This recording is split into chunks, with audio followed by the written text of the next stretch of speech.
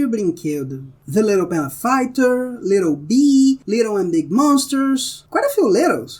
You may know them as Toyland Video, but I don't think I have to explain who they are to most. I've been meaning to talk about them for a long time, so how about we begin with their first tape trinket.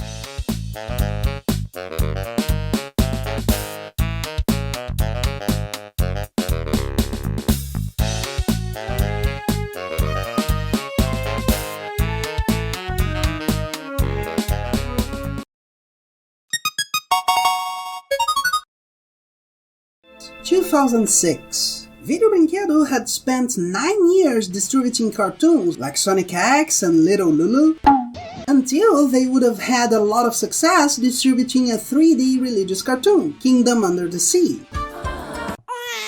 And that success would be the reason they started making their own animations. The first few were 2D and based on fairy tales, even if modernized. Mas mãe, é desenho super legal e se passa numa floresta. Which they call classics in new clothes.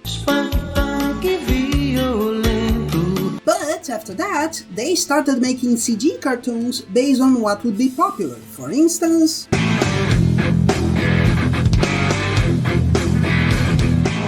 published on the same years as Cars from Pixar, this would be just the first of many episodes in the franchise. I found covers that say the movie was 45 minutes long, 40 being the minimum to call something a feature internationally, and here a lot of people don't even remember the concept of medium length, but in their channels, the version I'm seeing to review, it's 32 minutes long, and these 32 already have plenty of padding. Será? Tony é perfeito! Ela adora a corrida e você também. Ela vai adorar assistir a prova ao lado de alguém que sabe tudo sobre os corredores. Até que não é uma má ideia. Acho que você tem razão. The animation is bad in various ways, as we can see in this first scene. At the same time, we have cars that don't seem to move, despite their wheels going round and round, as if they were those fake wheels some toy cars have, hiding the real ones, and a car going between them and turning this way and that way, as if it were drunk. Yes, a child moves their cars like that, because they don't turn like a real car. If you see a car turning sharply like that, get out of the way. Like, I don't even know if this station wagon is supposed to be coming towards us or stopped. Is he wearing a fez? And of course, on top of the lack of sense in movement and in planning, we have... O que houve?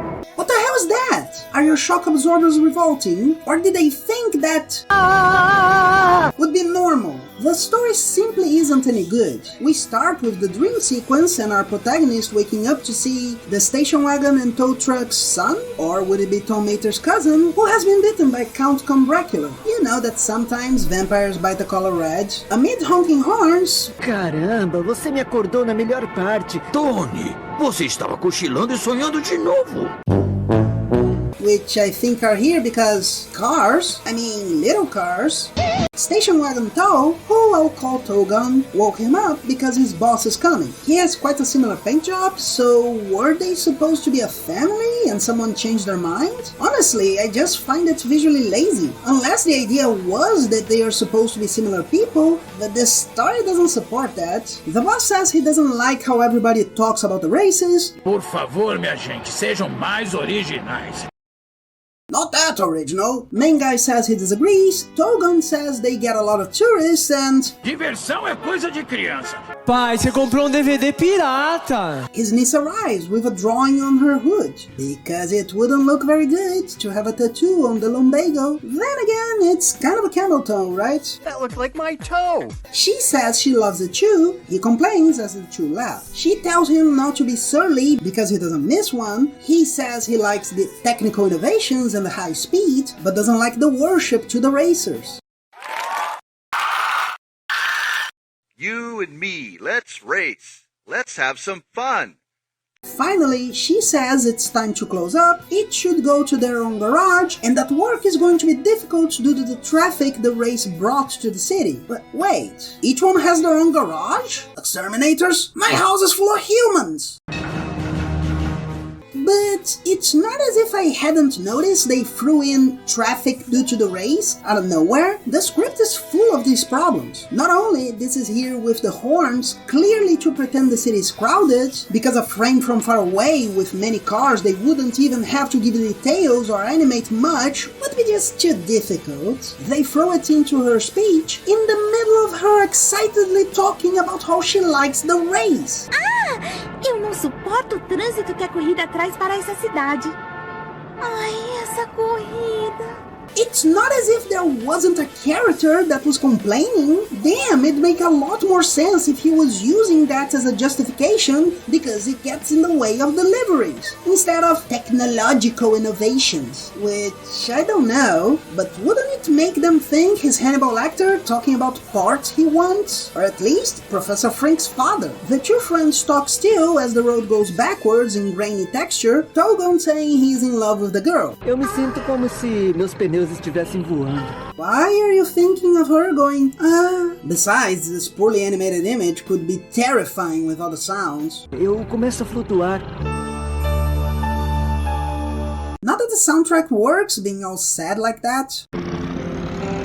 O que houve com você, garoto? Togon makes fun of him, suggests him taking her to the race, and then the main guy accepts being made fun of, because he's happy. It's not exactly the best of lessons, you know? He gets angry because Togon promised not to make fun of him, and did it anyways, and it's not even as if it were that quick laugh that you can't avoid. He stops and sings. Tá namorando, tá namorando. Ah, Combo, você prometeu, para com isso, vai. Tá namorando. Hey, isn't this cool? And there's more coming. Cuts to a car giving autographs, the main guy says he finds him cocky, and they say the champion of Willopolis isn't full of himself. And the champion comes in. I think they wanted to show the cars around the other left him aside, but they are just stopped doing that how high can you go battle, and then they are doing the same thing around the champion. The main guy goes to get tickets, the girl gets there asking about him, and it looks like Togon is hiding that he's there, so it's a surprise. The intonation doesn't really make it clear though. The cocky car gets there asking about Hubcapulis. Rodópolis, você quer dizer? The girl says he just made a mistake, and the cocky car invites her to watch him train, Togon saying he'll be on box 2 because number 1 is for the champion. And she runs away because she knows the main guy is coming, and our missing each other situation won't work if they see each other and talk to each other properly. Cocky car gets angry, the main guy goes there, lets his tickets fall when he hears she accepted his invitation, and somehow, not only does the rear view mirror not move, they also fall straight from his door to in front of the cocky car, who says he'll give him an autograph while going over the tickets, but leaves no mark. The main guy leaves disappointed and Togon gets the ticket with his hood, not showing how of course. It's close to it, then it's on it. It's not like they need fingers to hold things.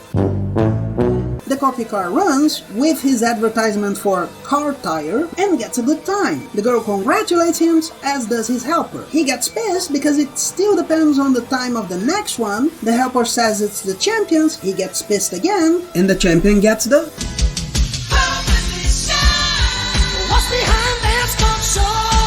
And he blames the helper. Foi você que com essa mania de chamá-lo de campeão acabou me dando azar. The girl running away after seeing that. Or she was supposed to run away. Oh, just throw some extra steps.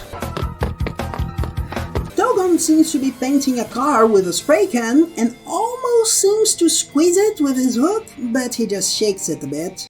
Você reclama demais, garoto. Why are you smiling like that? No. No! The main guy says he shouldn't try to go out with the girl anymore. Togon says he didn't even try yet, and then tells the kid he was painting to go, offering to paint the main guy, who says no, but says he's not used to his current paint job. Maybe because there are so many cars with that exact same paint job? The kid doesn't even seem to work with them, but he has deliveries written beside him exactly the same. And why is a delivery person painting cars? The main guy says he'd rather have a colorful paint job like the racers, because yellow isn't flashy at all, but hey, it's a world where a taxi makes deliveries years before any delivery app. Mas isso você não sabe fazer, não é, seu Picasso de Araque?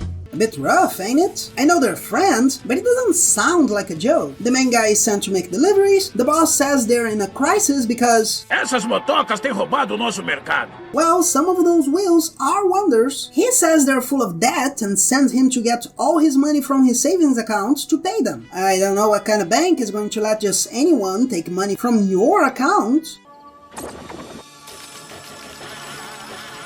Wait! Mr. Wilson! Oh, no. Main guy daydreams of getting the Champions Cup, and then there's a car behind him.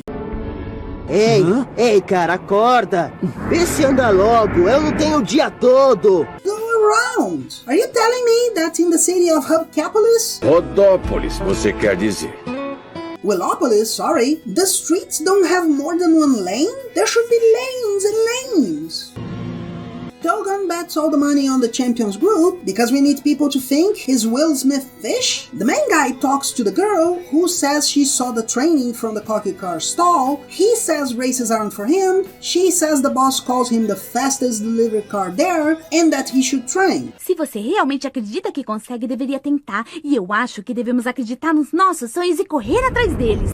Gosh, Robin, no one ever told me. Well, in his dream, Togan gets in the way. The boss gets there and says he needs the main guy to do a quick delivery on the streets that have just one lane, but somehow no longer have all the horns from the beginning. Before going, he comments that he lost his ticket, but the boss says he can get them a box. O Tony seria um excelente corredor, titio, e acho que ele vai longe. Contanto que acerte o caminho. Why? Has there been anything about him getting lost? No one said anything about that, did they? The cocky car tampers with the Champion's gas, accidentally knocking over an oil barrel and leaving his tire print behind. Somehow, before the oil spilling, they're at the box, talk about not seeing as well as Togan, but it doesn't look like there should be any difficulty. They're side by side. The cocky car comes to talk to the girl. Her uncle asks who it is and says he looks more like a hearse, maybe because he's black? I suppose it could be for going slowly in a funeral, but I really doubt any child would get that idea. On top of hearses being big and made to carry coffins, I don't even know if there'd be coffins here. Maybe they're just considered... They comment the champion hasn't lost in 8 years. The boss says he'd bet on him if he had the guts, and then...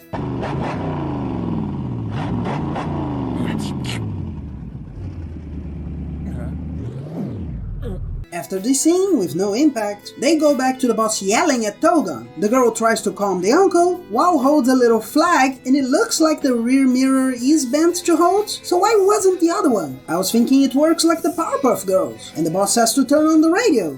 Because you can't see the track despite being in a box? Well, I do know there are people who take the radio to the stadium. How the hell did he do that? No, it's so they announced that the champion isn't going to run and his gas was tampered with. There's no one else in the team, somehow. How's it a team even? And they say that if no one steps up, they won't participate. Cuts to a police car saying they can't investigate because there are no clues. Then another one finds a clue that was right under their noses. And during all that, the champion's there. Is he supposed to be dead? Is this an Amazon warehouse? The main guy goes to ask about the situation, says he could run. Muito bom! Você é ótimo! And then Togan shows up with paint to give him the team's colors. And in a nanosecond, he's painted with flames. Well, I gotta make money, don't I? Race starts and...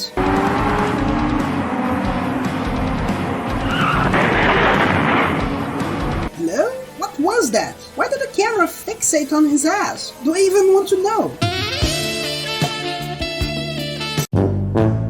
Or it was supposed to be nails or something falling to make the other slip. Although it's supposed to be a race, it looks more like an exhibition round until there's only the cocky car and the main guy. The girl and the boss ask each other who is the new runner, her finally saying it was him. Tony Tunado! Tony Tunado. Tony Tunado! I got a new song! The cocky car spits gum in front of him because he's Inspector Gadget out of nowhere. He loses the first place for a bit, but is getting to him again when nails. Yes, it was supposed to be nails falling, only you can't see anything out of the back. It made more sense if he coughed and they said it was gas. The cocky car spins, Tony wins, and they celebrate, the champion saying the main guy can be his successor. Then the cocky guy gets there, says he's going to be disqualified because he was the one who most benefited from the champion leaving the race. Togon asks what are the evidences in the investigation, and when the police car says it's a tire track, he says it was the cocky car and has the tickets on the hood. The tickets that didn't get dirty before. And it's not like this is necessary. They have to do their due diligences. This can make it a little faster, but they would have to investigate everybody anyway, so they would have to check the guy's tracks. The main guy gets the cup, now looking like the mirror is smaller, but it doesn't seem to be around the cup.